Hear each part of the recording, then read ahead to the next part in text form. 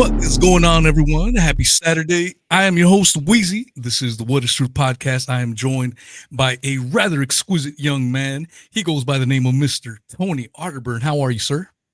I'm doing fantastic. Thanks for having me. I don't know about young man anymore, but young at heart for sure. We're about the same age, but we, I know, we, isn't it weird, man? We're about the same age. I'm sure you feel the same, where our body looks older, but I don't know, man. I feel like I still have that young energy, man. I I don't know how I you uh, feel. I think you're really only as old as you think you are, and if you let the years accumulate, it has a cumulative effect. Sometimes you can get I don't know, you get bogged down in that. I try not to, but I definitely feel like I went to the gym today, and it's just like things that just used to not be anything, and it's just like, okay, now I got to concentrate. I have to use some skill that I didn't have to use before. So really I'm 45. So I think the age that I've reached with the stuff that I've gone through is pretty remarkable. I'm thankful that I've been able to go 45 times around the sun or have the whatever the over the flat earth, whatever that is that I've done. Yeah, yeah. My son wanted to race me last weekend. I used to be a hotshot firefighter back in the day, and that got me in super great shape. Our chief was an ex Green Beret, so we would hike 60, 80 pounds of gear up 3 to 5 mile, and they called them walks up the mountains, but it was like Right. jogs, dude. It was brutal shit. So that's what helped me stay in shape, and it built a lot of work ethic in me later on in life. But my son wanted to race me, and I'm like, I feel like I could beat his ass. I've always been quick and fast, but I feel like once I got 20 feet in front of him, I'd pull a muscle or tear something. I was like, no, I'll pass. I just, it sucks, man. That's the shitty thing about getting older. You do get wiser, hopefully. Most people do, but your body starts to give out, and that's the shitty part about it. Well, it's a mixed bag, and if you're old too soon and smart too late, that's bad. So try to get as much wisdom as you go. That way you still got some whatever youth you have left, you've got some wisdom to go along with. That's a good combo. Awesome. So before we get started, for those that may not be familiar with you, if you could give us a little bit of background. I mean, you gave us a little bit there that you do, um, keep in that physical conditioning, but tell us why. I know why, but for those that may not be too familiar with you, and also what got you going down this quote unquote um, niche that we're in, I suppose. Some may Yeah. call it the truth community, the truth movement, whatever you fancy in calling it. Uh, uh, you know, Well, I have a background. Before I went in the military, I was a competitive power lifter as a kid. I started lifting weights and going to the gym when I was really young. And by the time I was 18, 19, I was setting world records, and I was state and national champ. And then I represented the United States in 2001. I was in the military at the time. I was a U.S. Army paratrooper, a military policeman, and 9/11, of course, happened. I was actually representing the U.S. in Sofia, Bulgaria, at the World Championships as an active military member, as a paratrooper, and 9/11 was the next day. So crazy times. As soon as I got there, the world changed, and so I got to be part of the first Army unit on the ground, Army company in Kandahar, Afghanistan, following 9/11. A lot of people ask me, like, "Oh, you were part of the first wave. Were you there 2003, 2002?" I'm like, 2001. So I got to see a lot of stuff, in real time, being part of that history. I did Iraq as well. So I'm a veteran of 3 foreign wars. Learned a lot, self-educated, mostly. Um, when I got out, I started different businesses. I think it was 2004 and then 2005, and tried different things. And I just learned a lot over the years. I watched my father. He's an entrepreneur, hardest working man I've ever seen in my life. I can't match his skill or work ethic, but I try to. It's a good example. but I watched him, build a bank in his 20s. I watched him, build convenience stores and do other things in Texas. And really what I learned from that was, if you have an idea in your mind and you are determined to manifest that, the magic, the way that God made human beings, is that once we have something that we believe and we harness that in our heart, our solar plexus, then it'll manifest into the third dimension. That really is magic. So being an entrepreneur to me is trying to take God's example and be a creator. Not everybody has to be an entrepreneur. I mean, you can create things just by existing and being a good person and doing what you do and doing it well. But I learned that at an early age to emulate that. And so over the years, it's just one of the things that I kept going back to was history and the history of the monetary system. You mentioned earlier, we have the privilege of being an alternative media, and it's a very small circle, by the way. It's not a very large group. Alternative media is not giant. And so if if you're not welcome, if you don't have the right chops, or if you're not completely honest, you usually get weeded out. So it really is self-policing in a lot of ways, and the audience is tough on you too. Like if you're a charlatan, you get thrown out of the alternative media. That's what I've seen. So I just bring my best research, my best intentions, and anything that I can bring to the discussion, because I do believe in the conspiracy theory of history, and the reason I believe in that is because I read. It has nothing to do with like a shock or like getting likes, or a lot of times my analysis people don't like it, and a good chunk of the time it's accurate, but that doesn't mean that people like it. So if you're listening to me, and over the years, if you stuck around, it's a pretty decent analysis. I sometimes right, sometimes wrong, but I own up to, if I am wrong, I will own up to it. So that being said, I think really my niche in being in the gold and silver precious metals business, and now in the Bitcoin business, I really feel like it all connects, especially the monetary system, the origin story of what we consider now deep corruption, deep state, shadow government, things like that, those who control. It has everything to do with who controls the money supply. And at least that's my research and my philosophy. So I try to take these issues that are otherwise buried as too complex, which is what they want you to feel, and I just try to break them down in the simplest way possible, so that when you're looking at the landscape. And by the way, the word news, it comes from northeast, west, and south. It means the lay of the land.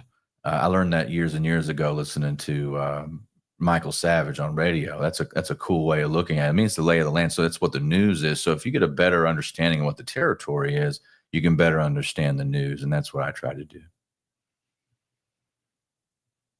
Beautiful. Like you, I'm a huge history nerd. And one thing that I often say to my audience in my show, and they're probably tired of me saying it, is I love history. I just don't know how much I actually trust. Well, that's Napoleon Yeah. said history was a pack of lies agreed upon. But I think my favorite quote about history is from Henry Ford, and Henry Ford said history is bunk.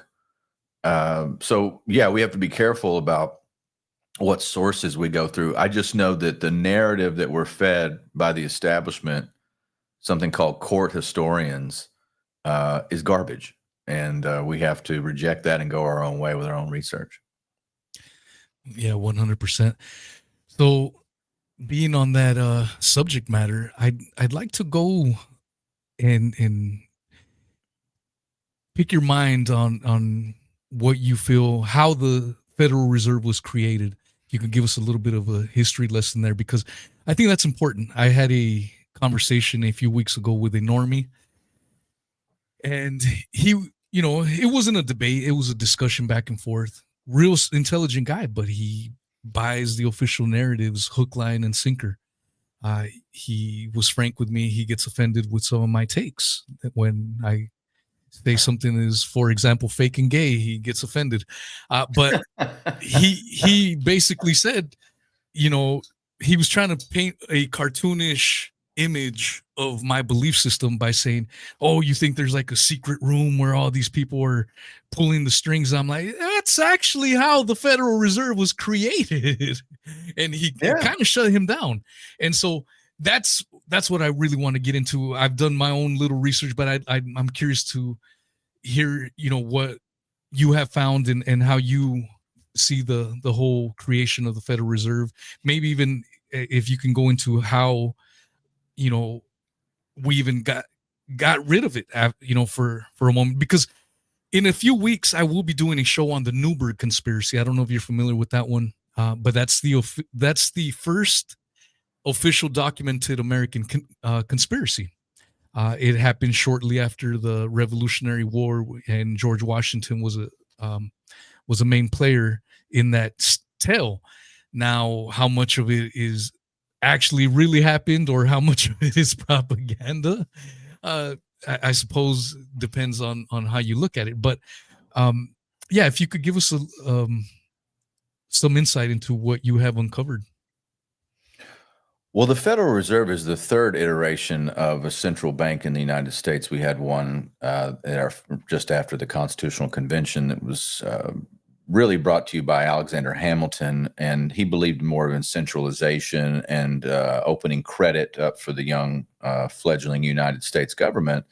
And so, that's where you start seeing the first influences from the House of Rothschild and other international bankster sets into the fledgling United States. And it didn't work. It doesn't. But being in the early throes of the Republic, it was a lot of oversight. There was some corruption. There was some bad land deals that went through, and they scrapped it. And the second iteration for the second Bank of the United States, you can trace the War of 1812 and the involvement of the British government through the Bank of England, which is Rothschild controlled. They pushed for a conflict with the United States, basically just to bring them under the yoke of doing another central bank. So then you get the second central bank of the United States. The War of 1812 was really in a way to codify that the United States needed a central bank. The seventh president of the United States was Andrew Jackson, and he was the first president to have a popular vote. See, back the first six presidents were elected by Congress. It was Congress who cast the vote, and I'm looking at it now, it doesn't seem like that bad of an idea anymore, given all the corruption and stuff we have with voting and everything else in this country. But back then, Andrew Jackson was the first real populist president, first for popular election, national election. He would have been the hero of New Orleans, hated the British. I mean, hated them. They had killed his brother when in the Revolutionary War, and he had Andrew Jackson had this big scar on his skull from being struck by a British officer as a teenager in a POW camp. And so he hated the British, and he hated the Bank of England, and he called the banksters. He said, "You're a den of vipers and thieves. I'm going to rout you out." And so when he became president, he did not renew the charter for the second bank of the central bank of the United States, and he actually wanted that on his tombstone. "I killed the bank." So from 1836 to 1913, which is basically the lifespan of J.P. Morgan, by the way, he was born in 1837. So from those years, we didn't have a central bank in this country, in the United States of America. Money was by the Constitution that Congress could coin money. Only Congress could, and it had to be gold and silver specie. So that you had to have gold and silver, and then banks and private institutions would lend out based off of how much gold and silver you had, or fractional reserve banking. So in the 19th century, the 1800s, there was no inflation in America.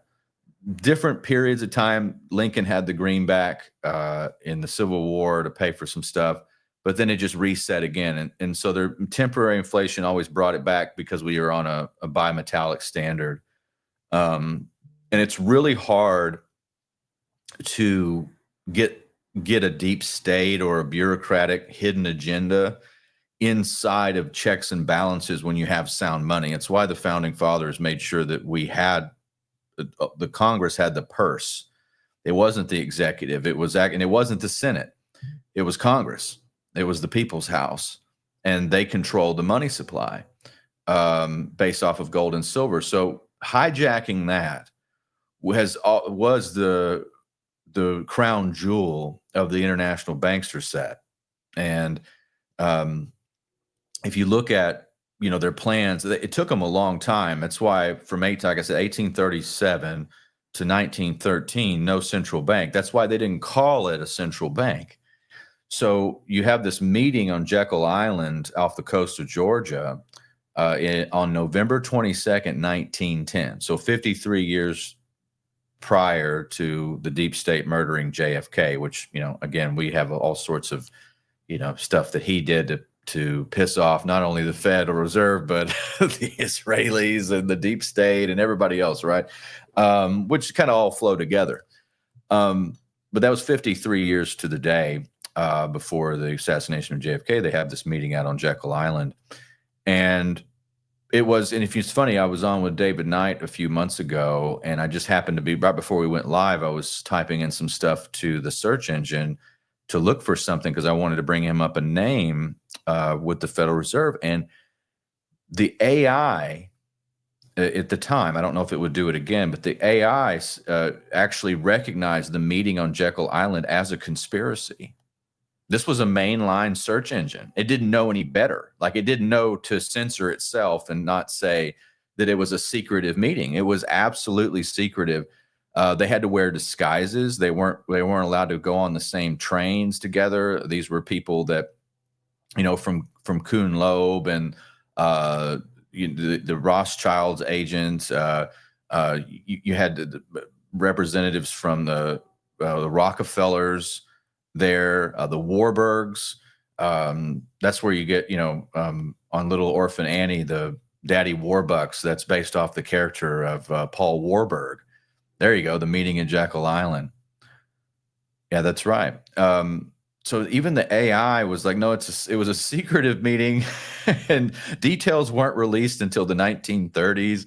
I mean, it didn't know that it was supposed to censor itself and go, it was a way there to help keep us from financial ruin and to control the money supply, like all the stuff that you hear from mainline historians. But they had engineered financial crises, like the Panic of 1907 was a way for them to kind of get some popular will into the popular consciousness so that they could push through things like. But again, that's very smart. They came out and they changed the language. They're like, so it's not a central bank, it's a reserve. All right. And it's not private, it's not a bank, it's federal. Well, neither one of those things are true. There's no federal oversight. It's less federal than Federal Express. Federal Express, I think, is a publicly traded company. You can look at their financials. There is nothing quite like the Federal Reserve. And that was a way, and I really think like Charles Lindbergh Sr. called it at the time. Charles Lindbergh Jr. was the first one to do a flight over the Atlantic in an aircraft, the Lone Eagle. But that his father was a congressman and really nailed it on what the Federal Reserve was. It's like they will manufacture the crises. They'll control that. They'll control the outcome of financial markets. They're doing this to enrich themselves. But it's really beyond that too. If you look at the fateful year, it was 1910 they had the meeting, but it wasn't until 1913 they got it passed. Senator Aldridge was the main figure that had been a proponent for it. He kind of feigned that he wasn't for this new language. They did a really good job at saying, "Oh, we don't want that one." The power structure doesn't want this bill; it wants a different bill. Oh, that's too much oversight. All this stuff. They did all this skullduggery to make it look like they weren't for the thing that they were for, right? That they wrote. So Aldrich, yes, that's right. Aldrich, I believe his son, or was it his daughter, married one of the Rockefellers, John D. Rockefeller's son. Um, yeah, that's right. That's where those two families intersect, and so much of that was incestuous. I mean, just like as far as the connections between these rich families and the Rockefellers and so on and so forth, the Warburgs, the Rothschilds. It's funny, little known history. Back in the 1914 era, when we rush off to the world plunges into the cataclysm of World War I, a lot of people were like, "Oh, Germany, that's our mortal enemy." Well, over in Germany, the head of the central bank was Max Warburg, and the head of our central bank in the United States was Paul Warburg. That's his brother. They're both Rothschild's agents. I mean, it's bankers' wars, man. This is the history flows that way, and of course, you're not supposed to talk about that because that's an inconvenient thing. We're not supposed to really dive into who pulls the strings and so on and so forth. But yeah, the 1913 with the Fed, that's where you get the income tax because somebody had to pay the interest on this debt that we're going to go into, and it's going to be you. And that's why the super rich crafted that bill. That's why it's so, for your progressive friends out there, folks, that think we're going to tax the rich, soak the rich, income tax. They wrote it. They want it. That's why if you think the rich control the country, then why don't they get rid of the income tax? The answer is they love it. So what does that tell you? You need to start thinking in a different way. And this is when I look at the financial landscape, that's what I see. I see intervention in order to make sure that they keep their wealth indefinitely. And the way that they do that is through the tax code. And of course, you're a debt slave to those who control the money supply. And we've so far ventured from the founding principles of the United States, where free markets and meritocracy. And now it's gotten so bad where the companies that you're on Wall Street, they don't even have to make a profit. It's just, do you have a good relationship with the central bank? That's how corrupt things have gotten. And, there still is consequences in the real world, like for a real business. If you don't have a good relationship with the central bank, you go out of business. And, every day I wake up and I was like, okay, I'm going to make payroll on Friday. Every day I wake up, I'm like, we got to know, okay, we're going to make payroll on Friday. And that's what I do. At a certain level, you don't have to worry about that anymore because you've got a relationship with the international banking cartels at a certain level of business, which really isn't business to me. That's not deserving of the term entrepreneur. So that's a long way to say, like, again, the origin of this is, and it goes even deeper in an esoteric way. I think it's economic alchemy. I think there's some occultism built into the system of what money is. There's a document, if you go back and look at Bill Cooper's Behold a Pale Horse, he had a document in there called Silent Weapons for Quiet Wars. It was found in an IBM copier in an estate sale in 1986. And it was dated May 1st, 1979, which is the birthday of the Illuminati, May 1st. And there was this technical manual on human enslavement. It's basically like you being welcome. It's like, welcome aboard. It was like telling you that you're joining the Illuminati. So here's how we control humanity. And regardless of the authenticity of the document, it was found in an IBM copier. Okay, that's all real. Like that, somebody just found this document, and it's a training manual, a technical manual on how to use the financial system to enslave humanity. It's not a very long document, but it's highly interesting. And I've talked about that before, using money as energy. And when you have no gold standard, like when they totally hijack the money supply, and I've got a train going through. I don't know if you can hear it. Hopefully, I might have to turn my mic down. Trains go. I'm in Denison, Texas. It was a very big train hub in the 19th, early 20th century. This is where Doc Holliday had a house here and an office here, and lots of cool history from Denison. But you actually may have to put up with me having the train will go by for like a minute, I think. Hold on.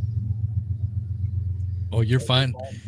So Yeah, hopefully it's it's not too bad. They're gonna pull the horn. Yeah, well, at least it adds some ambiance to the show. yeah, It's my yeah, house is literally right next to the train track. I have an old house built in the '40s. It's a lot of fun.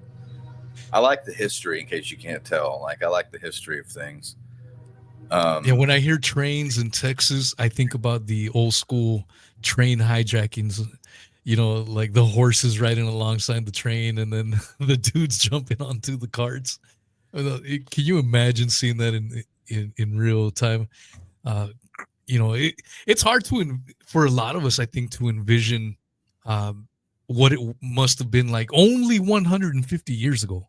I mean, oh, can you the, imagine? Can you imagine? the landscape. Yeah, Waking up in the late 19th century in America. Okay, out in the West, you have no social security number. There's no income tax. There's almost no regulation. Who are you?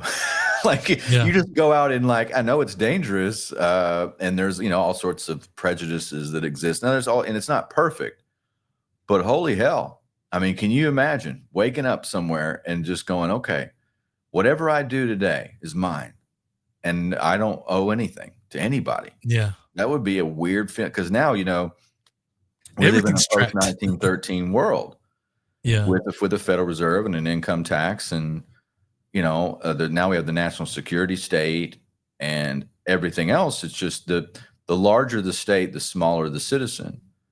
And unfortunately, those who control the money supply, which is why it's so important for you to understand the history, because then you can understand why there's a deep state. Then you can understand why there's a military industrial complex and all this stuff, because you have no oversight of that. When you don't have sound money, everything else falls apart. As a matter of fact, it degrades society itself, because then you start when you give energy, or and this is what something Silent Weapons for Quiet Wars even talked about.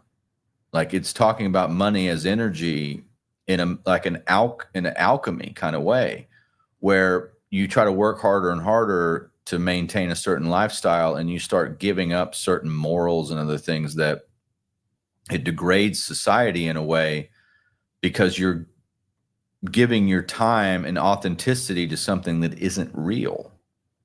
So there's a price to pay for that, and on like a subconscious level, because on a subconscious level, you're like, what is money? That's a great question. Like, what I is wanted money? to ask you that, Tony, because that's one of those questions that sounds simple, basic, straight up. You ask anyone what is money, and a lot of people will immediately, oh yeah, it's something that grows on trees, or some silly ass response. But that was one question that I wanted to ask you. What is your definition of money? I think money is a store of value and energy that has intrinsic worth outside of any sort of currency system. So I think true money would be worth something, even if there wasn't an economic system for it to filter through.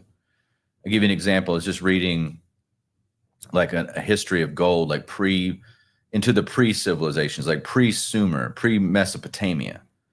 And like these ancient cultures that predated that, and some like you find them in like Bulgaria, Eastern Europe, thousands of years before Sumeria. They would, like the priests and the political class, whatever it was, like the status would be buried with gold. Like gold was already, because gold doesn't tarnish ever. It's like you dig these skeletons up and there's just gold, like it looks like it's brand new, because it is. It's always going to do that. Gold doesn't tarnish. It's very malleable. It makes, you can make it into jewelry and other things. That was a status symbol for them, and eventually it became measurable, and then like that's a store of value, because it takes energy. You're exchanging energy to go get it. You got to get it out of the ground. You have to mine it. You have to refine it. You have to do all the things that make it into something. And of course, gold doesn't just sit there. Like I think Warren Buffett was like, it doesn't do anything. It's like a pet rock. Well, that's dumb. It does a lot of things. It's used in elite medicine. It's used in electronics. It's in our jewelry. It's in our culture. It's a part of the human story. So is silver. I mean, I can interchange silver with gold here anytime, except that silver tarnishes, gold does not. So to me, money is something that has value in and of itself outside of an economic system. If it's introduced into an economic system, all the better, and it's measurable. It has to be. It has to also to be scarce. It has to be finite. And of course, the term precious metals, that's where you get precious, because it's an unknown quantity. But like, I'll give you an example. I'll just throw out some numbers. Supposedly there's like 151,000 tons of gold that's ever been mined in the history of man that we know of. Okay. More steel is poured, I think, in like a couple of hours on planet Earth than all the gold that's ever been mined, ever. So it's not like, oh, there's gold everywhere. It's just not. It's a finite resource. That's why Bitcoin, because it is definable, it just tells you there's 21 million Bitcoin that will ever exist ever. You can't make more. It gives you on a ledger how many there will ever be. It makes it very attractive for those who want to be outside of a system that we're in now. That if you ask, like, how many dollars are there, the answer is more, and there always will be more. As a matter of fact, if you wanted to pay off the debt of the United States because of our central banking system, in order to pay off the debt, you'd have to create more currency, which in turn would create more debt. It's a rabbit, it's a snake eating its own tail. By design, they made it that way, so you can, unless you cancel the system, you can't get out of it. It's always this thing where it's going round and round. Yes, it's serpentine. Yeah. And yeah, go ahead. No, I'm sorry. Yeah, that was one of those questions, because I've loved, my ancestry is Mesoamerican. That's in my blood, my heritage. And as I've studied, for example, the Aztec civilizations, they had gold, they had shit tons of it, but they didn't put as much value into it as the Europeans did, which was super Different fascinating types to of me. value. Yeah, different types. They actually valued coffee beans, Right. way more. So Those like, are if you, commodities too. yeah, if you could drink like 7 lattes every morning, you were balling. That was Yeah, you it was gold was like in the South American cultures, the Mesoamerican. It was a religious, it was cultural, it was deep ingrained into the psyche, and the spiritual aspect of people. It was a status symbol for the hierarchy. Um, I believe when uh, was it Pizarro that went to the Inca, and the head of the Inca said that gold was the sweat of the sun, and that silver was the tears of the moon. So they had this kind of, and Pizarro supposedly said, "My men have a sickness of the heart, and they need gold to cure it." yeah. People Yeah. done a lot of evil things for money. Yeah. But see, gold and silver in and of themselves don't have any moral standing. They just are. Yeah. And Robert Kiyosaki, who wrote the book Rich Dad Poor Dad, he calls them God's money. And he's not wrong about that. I think it because it comes from the earth. They weren't gold and silver, by the way. I learned this recently. They weren't formed with the earth. That's just from asteroids.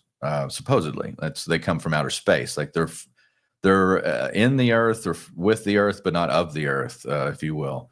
So it's another interesting aspect. Like, supposedly in the galaxy, or what, I don't know how they know this, but we have like the lion's share of gold and silver. So it kind of goes into the teachings of Zacharias Sitchin, where you have about the Anunnaki. Anunnaki who have wanted to build humans for gold mining and stuff. Like, that's the answer to like life's questions, is for us to get all the gold for the Anunnaki. Like, maybe this entire simulation was trying to get us to get all the gold, so they just come down and get it for their atmosphere or whatever the hell it is. Which makes a lot of sense, by the way. Ant farm. Yeah, like, Yeah, just ant a human farm ant farm. to get You all know, the gold. yeah, it's funny that you say that, because I do a lot of moon landing coverage. Once a month or once every couple months, I have the Apollo detectives join me, and we just poke holes through the hole. I don't know how you feel about the moon landings, but I think it's all nonsense.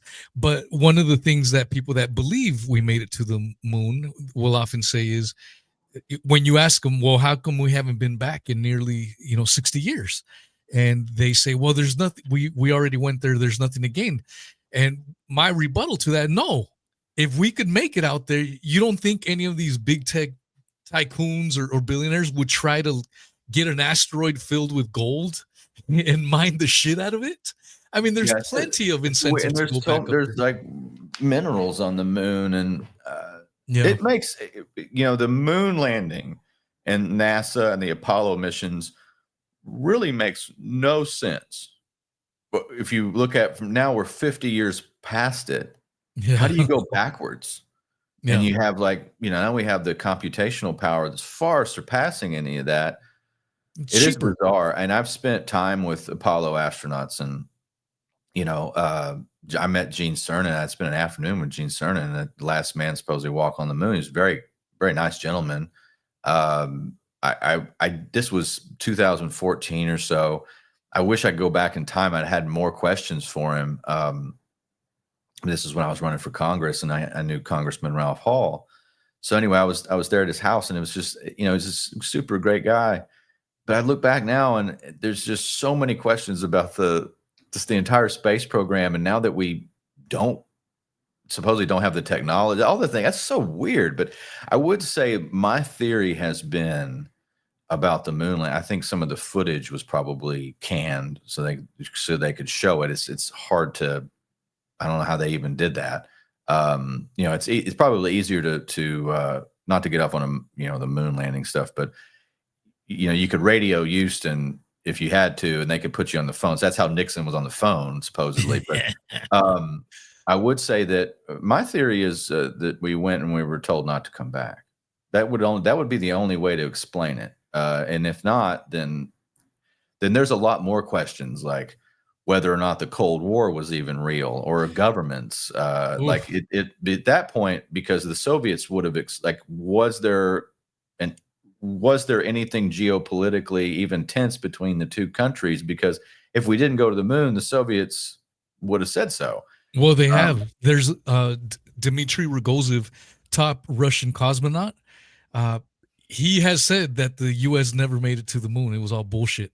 And he's the top Russian cosmonaut. So that, a lot of these things, when you feel strong about something, I try to steel man the shit out of it. Like, maybe we didn't make it to the moon. I don't want to be closed-minded, but it seems like the more I dig into it, I'm like, God, there's just no way we made There's it. so many anomalies. I mean, Yeah. I'm not emotional about it either way. A lot of times, like people, especially when you get into what shape is the Earth, and I'm like, I don't care really. I just know that they're trying to enslave us, and I'd like to expose that. I mean, it wouldn't surprise me really either way. But it also, some levels of conspiracy also will make you have to question other aspects. So like you would have to break down other things. So like it's always be ready to back up whatever you're researching. And I think you do that. And it's very thoughtful, and that's responsible. I just do the best that I can. So I don't know. I'm agnostic at some level on that, but I do think there was, I think history and reality is a lot weirder than we give it credit for. Yeah. I'll just leave it at that. Yeah, no, I agree. I mean, you mentioned the Cold War. I had a Dr. Raza do a show. We're still going to do a part 2 on the Cold War being a hoax. And one of the key pieces, like for a lot of people that like, no way. I lived through it. It was 100% real. I would encourage, and I have it on my podcast player, but it's Major George Racy Jordan's 1963 speech on the Cold War. You listen to that, and your mind will be blown away. I mean, the levels of shenanigans that happened, and this speech was given way the hell, in 1963, and he's talking about how $100 million were spent for the Russians to buy vodka. It's things along those lines that you're like, damn, was there really a Cold War? Was it? Well, you Just know, a bunch of bullshit. Doyle Shamley, who was the right-hand man for Bill Cooper, Behold a Pale Horse. He fought in the first Gulf War. He was in the cavalry.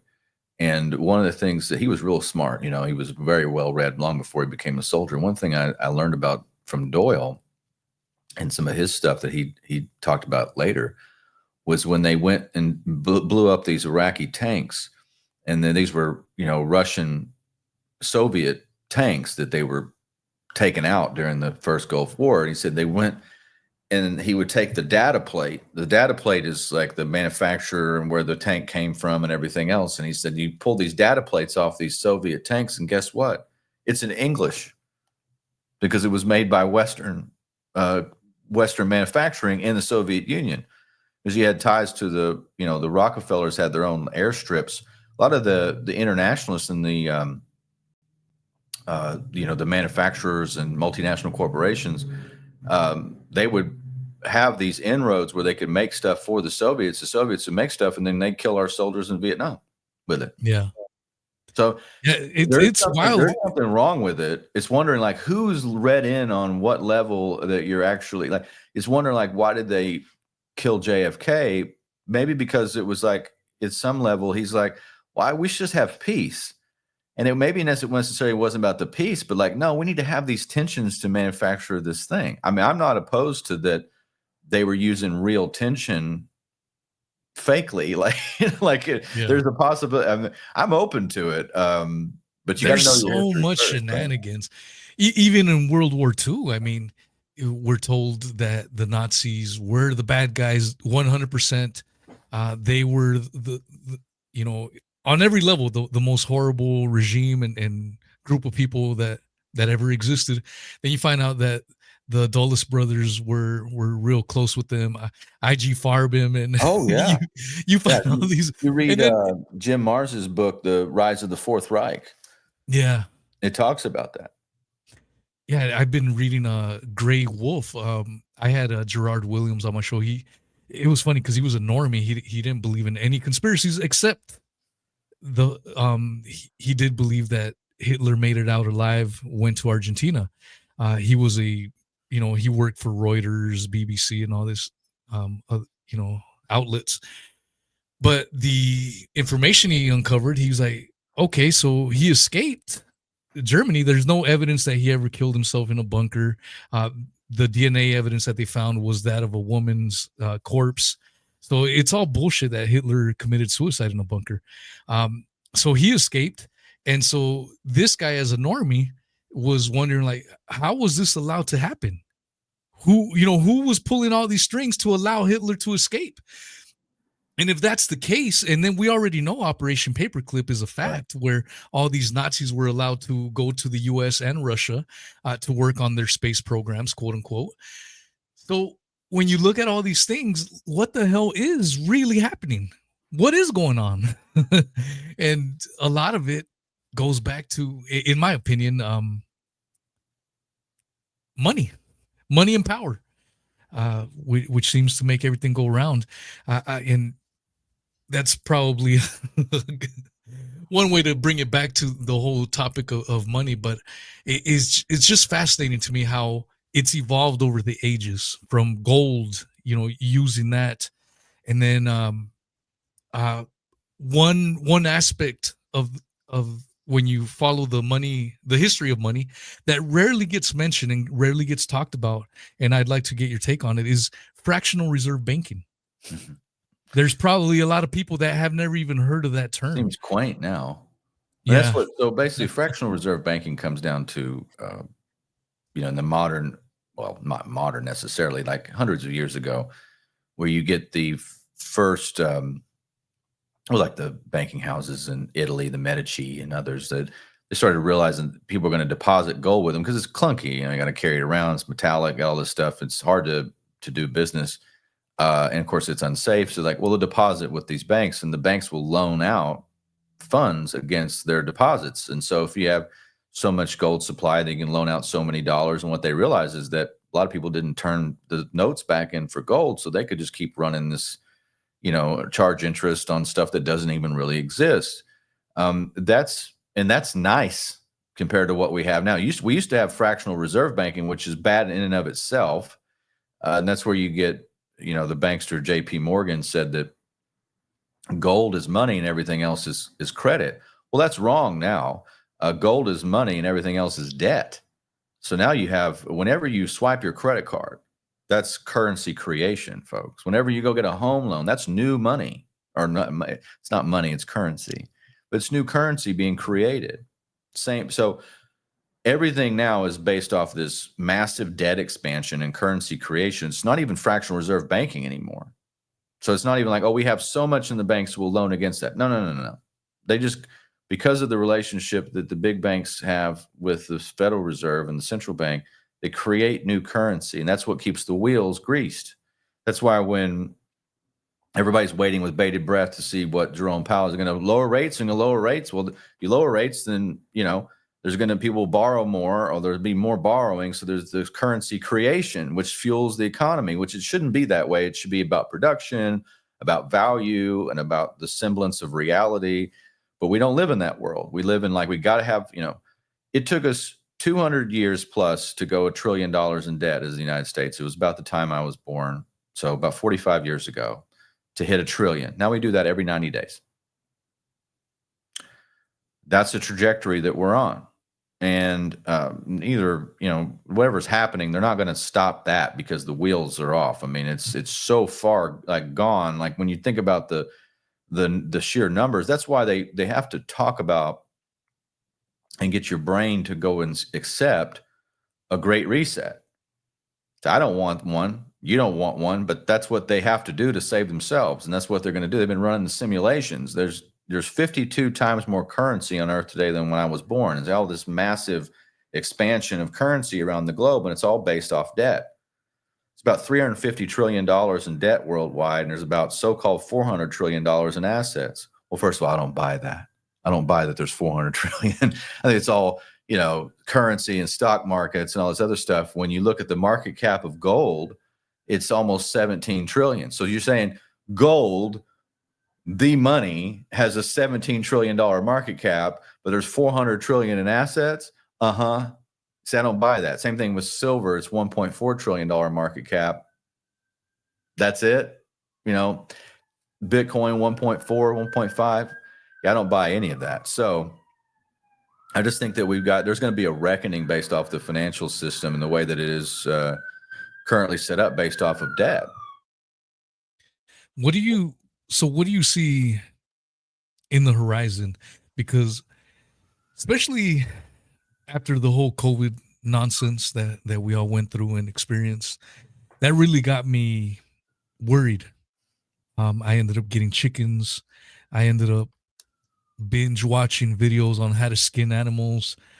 Just get Good. It sounds goofy, but at the same time, I'd rather know these little basic things in case shit ever did really hit the fan. Because I've often wondered of what it must have been like for people, not just here, but it's happened all over the world at various times in history where the economies crash, the empires fall into ashes. And I just try to put myself, what did people do during that time? Because I'm sure when you're living through it, it seems like it's the end of the fucking world. What are you going to do? And if you don't know how to survive and you don't know basic shit, you probably will be in that number to perish. And so, by learning some basic shit, how to garden, how to, raise and kill animals. Little shit like that may sound extreme right now because we're living in our comfortable little gated communities and life is good.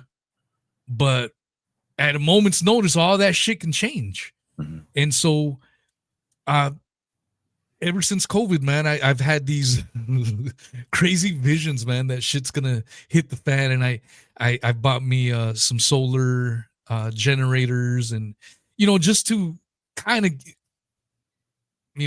anticipate some shit going down. Do you see any mayhem, coming down the pipe in the near future? And if so, what are things that you would advise people to do, whether it's strategically or financially? Any tips that you can share with us? Well, I think that you're right to be skeptical on the continuance, the continuity of civilization as we know it. I do think I'm more of an optimist on that level. I think there's still things have a way of continuing. I notice this because I've been to war, and when we rolled into northern Iraq, I drove 800 miles up from Kuwait, through the tail end of the invasion, up into Mosul, and that's where I stayed for a year. And you have like stuff would be on fire. I remember like somebody asked me, "What's the greatest entrepreneur you ever saw?" And I'm like, "It's the 9-year-old Kurdish kid who sold me a Pepsi." Like when I was standing in a street corner with my M4 and my 203. I'm standing there just watching the bank. That's another thing. I'll tell that story in a minute about what happened to their currency because it's paper. But I was standing there, and this kid comes up and is like, "You want a Pepsi?"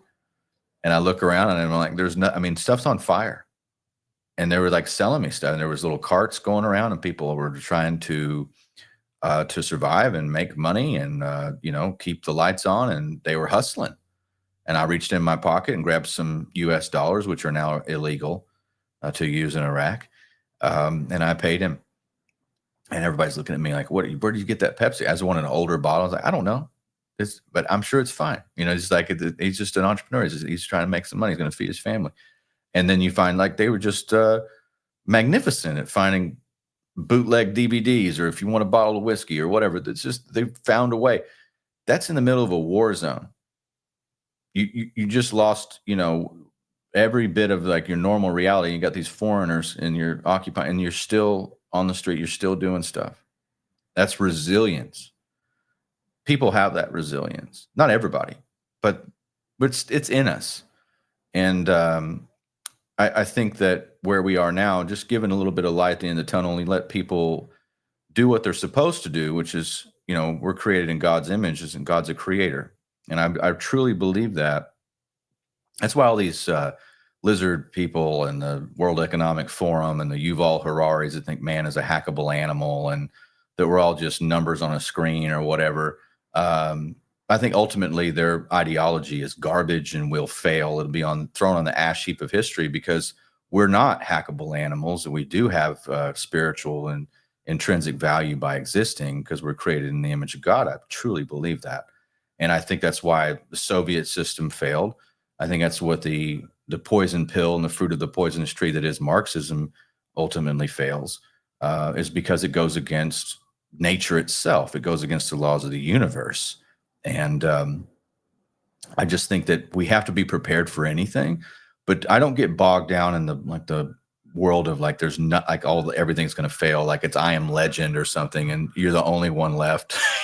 Like it's you and your German Shepherd in the bathtub. I just don't believe that. Hold on, I got a ambulance. I was trying to. I guess we have a ton of emergencies here in Denison, Texas. Now I was trying to keep that off the show. Yeah, but it's really, I think it's a mindset of being, there's a term in the military, it's just stay frosty. First of all, I would know the difference between currency and money. There's a huge difference. They can be the same thing. But if you understand the origins and understand money, and you can like listen to my show, I talk about it every week. It's my wheelhouse. It's parapolitics, precious metals, history, what's going on, current events, currency, stuff like that. That's fun. That's what I do. So you can always listen to me, but do your own research. And, if you start seeing, oh, that's the origin, I see what they're doing. They're just increasing the money supply. It's just the same game. I'm going to they're devaluing my savings. And so let's just get ahead of that ball. What happens next? What happens after this system? Because they're going to replace it with something else. It's called a great reset. I didn't come up with it. They did. And they're running the simulations right now. So, if you can develop some new skills, like you talked about, whether it's learning how to hunt or learn how to fish or learn how to garden, or that's a great skill. Run your own business. Do something small. Not every business requires a $200,000 injection of capital. Like you can do I need to start talking more. I've got some stuff I'm going to be talking about with some of the projects I'm doing, allow people that get into business for nothing. I'm just real fortunate. I've charted a lot of different things, made some stuff work, made some stuff that didn't. But now I'm on a track now where, and this is what I've done with my business. I just did something different than every other precious metals dealer in America, especially the big ones. You know, their business model is not about you and your $50 or $500 or $5,000. They don't care. That's not money to them. But I said, I want those customers. I want, those people that are just, trying to keep the lights. I've been there. It's like, I want to keep the lights on, but I've got a little bit of savings. I want to put it into precious metals. So I created a subscription program, and I did that. It's easy to get in, easy to get out. Cause I understand, like any of those, you'd never want to be, it's like, what's the catch? No catch. It's just you sign up for one time or monthly, and we source the best precious metals I can get and try to squeeze every ounce out of your dollar, because I understand that's what happened to me when I was younger and I bought my first gold coin. I got hosed. I didn't understand what I was buying. So I don't let that happen to anybody else. That's one of the things I've been able to do to contribute, especially post COVID 1984, is that the dollar, you got to understand, they printed 80%, or not printed, they've created, because it's impossible. There's not enough paper on planet Earth, folks, to make $1 trillion. And if you could make $1 trillion $1 bills, let's say you could, and you stretch them end to end, they would reach the sun. They would go 93 million miles into space. And that's if you believe in the sun and all that, if you believe in the 93 million miles and whatever. But I'm just saying, if you did that metric, that would go that far. And, 1 trillion seconds ago in time is 32,000 years. These are numbers that are not sustainable. So I just try to say, look, if you're working and you got the ability to turn your energy and house value, precious metals will do that. They help you with that. And they're always tradable. They're recognizable, and they'll be here long after we're gone. So that's my contribution to the conversation as far as like what happens in the apocalypse. Yeah. Shout out to Colleen. Colleen's been a longtime listener. Looks like she is a member of the Wolf Pack. Oh, cool. Thanks, Colleen. Yeah. Well, it means a lot. Like, I started that. This was my, because I had people just sending me checks. They're like, well, buy stuff for me, Tony, when it comes in. And I go, I should just make this an official club. And so I did. I called it Wolf Pack, because we have Wise Wolf, Gold, and Silver. And it's one of the fun. Every week I have a great crew. Now I've had to hire people. I have we ship everything out of Missouri, out of Branson, and I ship stuff up, and I'll drive stuff up from Dallas. So we get from the trading floor, other stuff. We have 2 locations, but no, we're really proud of what we do. And we just made it, I got the best customer service in the business, I'm pretty sure. I mean, I don't think anybody has what I have. I mean, I got my whole crew is on every text message, every email. You need something, I fix it. You can always talk to me. And that's the way that we set it up. So, yeah, thanks for letting me plug. I usually don't even plug. I just keep talking about stuff until the end. Like, oh yeah, my website, and I forget. But, yeah, no, that's important, because you do, and I will soon be a Wolf Pack member as well, because I don't know much about it, but reading through your website, you do go into detail. And I mean, maybe if you don't mind, giving us a brief little taste of what it is to become a member. Well, the way I set it up, like I said, like the major gold and silver companies, they don't care. And it's not that's just not their business model. Like, Yeah. if you have $100, like, they could care less. And it's like that, because there's no real margin in that for them. So like, they want you to have 25,000 and 50,000. And like, that's just the way that they have their call center set up, and they spend millions on advertising. I just said, look, okay, if you got $50, and then because usually start with 50, and people will upgrade. I have like 1,000 5-star reviews on this thing now. It's like, it's pretty crazy. They come in all the time. People are like, oh, this is awesome.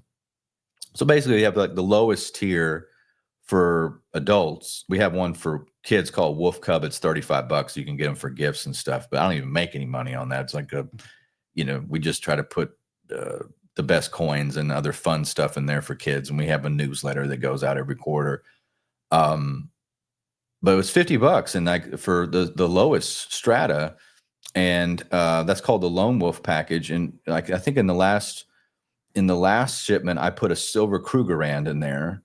I bought a 500 ounce box of silver Krugerrands, and so the first 500 goes just to the Lone Wolves, and they got a Krugerrand, and then I think a silver Graham bar, like one other thing. Like it was like we shoved as much stuff in there with what we could make based off of after credit card fees and shipping, and we do that. We do a detailed invoice for everybody. So you can see like what you would have paid if you went over to, Atmex or one of the big guys.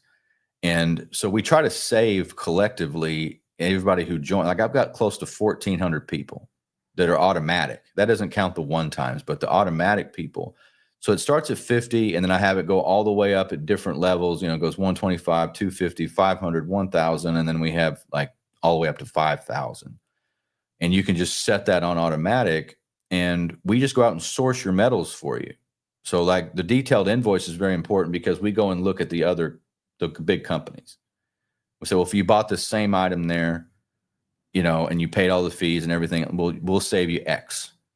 We try to anyway. And sometimes I can't save you a lot, but we did get you the best, I think the best coins or the best. It's what I would buy for myself. Yeah. So it really does make a lot of sense to, if you've got something, you can set it on automatic. That's why I put that in place, and you just let that accumulate. And you'll at the end of the day, like if you started with Wolfpack with me 2 years ago, you're up. Like you're way up. Even with paying premiums and everything else, like you're way up. Then if you started with me two and a half years ago, you've done good. And we just want to continue to grow that. And of course, we can do direct stuff too. Like we're a normal gold and silver business, but the subscription stuff is a lot of fun, and you learn things. Like you get different coins in different bars and stuff every time. Yeah, sounds interesting for sure.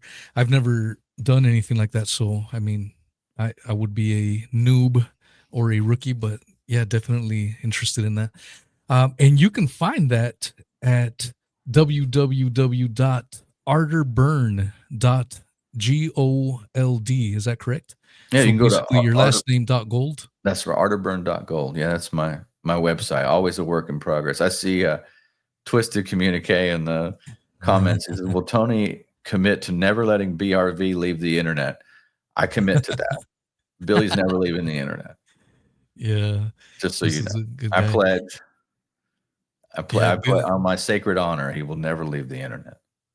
I love Billy. Yeah, he's like a brother to me, and we stay in contact. Problem with goddamn Billy, if you're listening, when I've been asking you for Tony's info for the last 6 months, and yeah, we finally made it able to happen, and that's the important thing. Yeah. So, is there anywhere else you would like people to find you? I know we had an hour, and I went a little bit over that, and I apologize for that. No, but yeah, let people know where you would like them to find you. You do have several shows. You have your co-host on America Unplugged with Billy Ray and the great Don Jeffries. You also have a show called Paratruther. Is that correct? Tell us a little bit about that and where can people find you. Shirt on. If you can see Paratruther here. Yeah, Paratruther. I'm working on that. I've got a lot of great stuff planned for this year. I do my old throwback radio show that I do once a week now on Thursdays called the Arterburn Radio Transmission. We're at almost episode 500 of that. I'm going to continue to do that indefinitely, just once a week, live, just me. We go over the major headlines. I dig into an article or two. Just I call it the official broadcast of the apocalypse. It's a lot of fun. That's going to be continued forever.